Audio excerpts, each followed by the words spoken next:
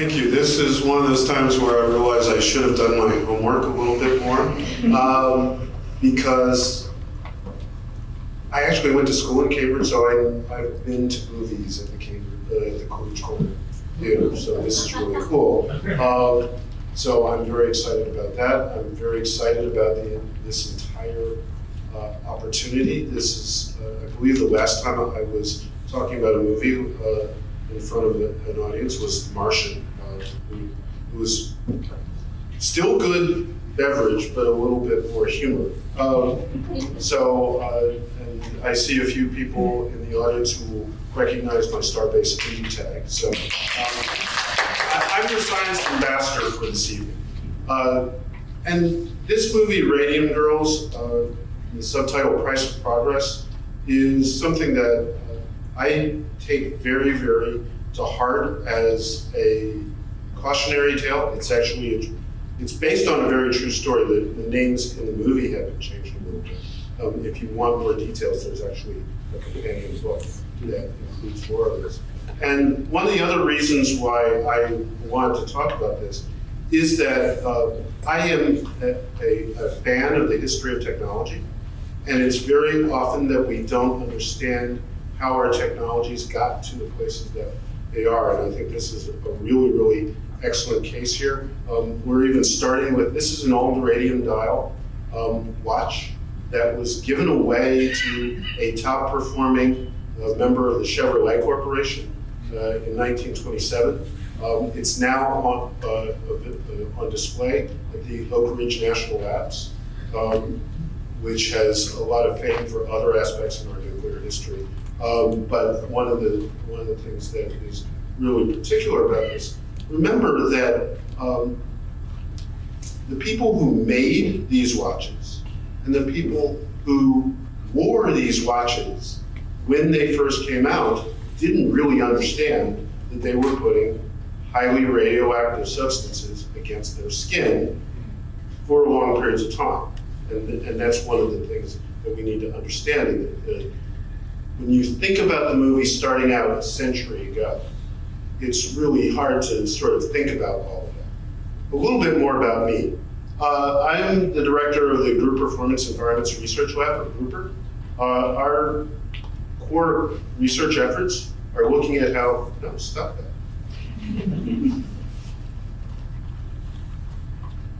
Yeah, okay. How people get, share, and use information well. And as it turns out, some of the things that we look at in healthcare team performance include useful therapeutic uses of radiation therapy for cancer treatment. And so the idea of recognizing that these are powerful tools that can be used in very effective ways. Unfortunately, you have to understand what are the risks and the dangers of using powerful tools in these sorts of environments. So a little bit of history about radium. This was responsible for one of Marie Curie's 2 Nobel Prizes. It's a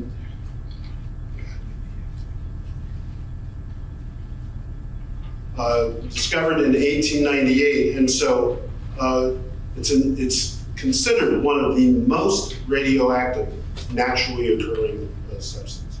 So it was dug up, and one of the things that you can notice about it is that it glows without it's not fluorescence. When light shines on it, it'll glow on its own. And Marie Curie and her husband Paul were very interested in this, and this is where we have the concept of X-rays, because it was an unknown type of energy. They knew about electromagnetic waves and things like that. They didn't know about this new form of energy, so they called it X-rays. Okay. And it was believed to have very many beneficial properties throughout the early 20th century into the teens and 20s. It was sold as a very popular, oh, you can have radioactive water and it'll cure what else you can, all these things. And in fact, there were a couple of brothers, American brothers, who went to France to try to find a cure for their sister, weren't in time to help their sister, but found out about this radium and created US Radium in 1900. That's the thinly disguised American Radium company that's being presented here. And they invented something called undark, which was used for watch faces in World War I. That became a very, very important element for trench warfare to be able to see what time it was in the dark. And so they won a very, very large Army contract. And this is one of the advertisements for the undark compound that was invented roughly 1910. Now, what you're also seeing in this movie is the concept of scientific management. Frederick Taylor was a very popular person looking at how to improve,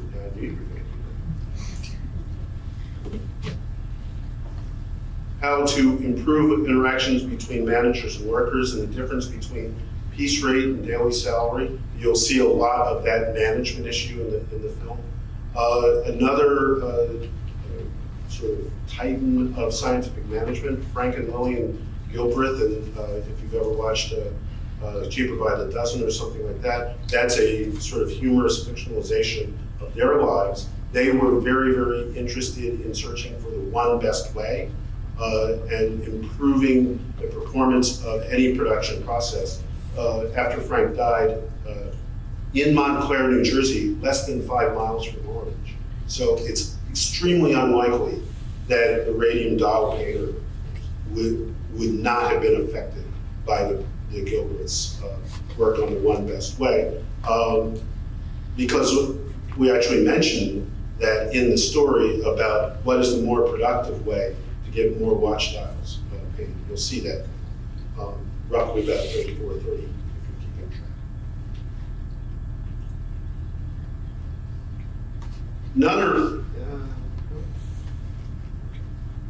Another important reference, bottle of Radithor. This happens at 7:15 in the movie. It's a reward to one of the dial painters. It's actually a very popular. I'm giving away all the. It's a popular what's called patent medicine treatment, and it was popularized by a well-known amateur athlete, Evan Byers. This is a bottle of the radioactive water. Yes, contains radium and triple distilled water, and you must want it. And Evan Byers, who was a very famous celebrity at the time, began using it after an arm injury. He was drinking at least 2 to 3 bottles per day for several years and died of radiation poisoning with many of the same symptoms that you will see with the dial painters in this. This case actually helped create some of the development of the Food and Drug Administration and their emphasis on food product safety. In fact, one of the first banning of the radioactive food product. There's a lot of discussion about the Workers' Party, and this is the Communist Workers' Party. In labor laws, you'll see that between 2115 and through 24. Sorry. You'll see references to Bolshevism and Leninism if you're a history major and looking at the new Soviet Union. So there's a stamp at an hour and 27 in. There's a very interesting reference to the Tulsa race massacre that happened in 1921. That happens about 54-30. So there's a lot of discussion about the interracial workers' party efforts and women's labor rights, labor rights for minorities, for working class folks. And you see lots of discussions of changing labor law and changing ethics rules, including industry reports buried in false diagnoses. The industry did know of the dangers. There were doctors and lawyers who responded with true assessments. I will not talk more about Mr. Leach, but he has a very major role in the film, and he has a critical line at hour 12 about "you'll never win." Think of that as a self-fulfilling prophecy. And in fact, during this time, Originally, engineering ethics laws said that your primary ethical allegiance was to your employer. Cases like this help drive that to say that your primary ethical allegiance as a scientist or engineer should be to the public at large. A lot of issues about questionable professional ethics, long-term impacts, the dial painters and the buyers of bone radiation.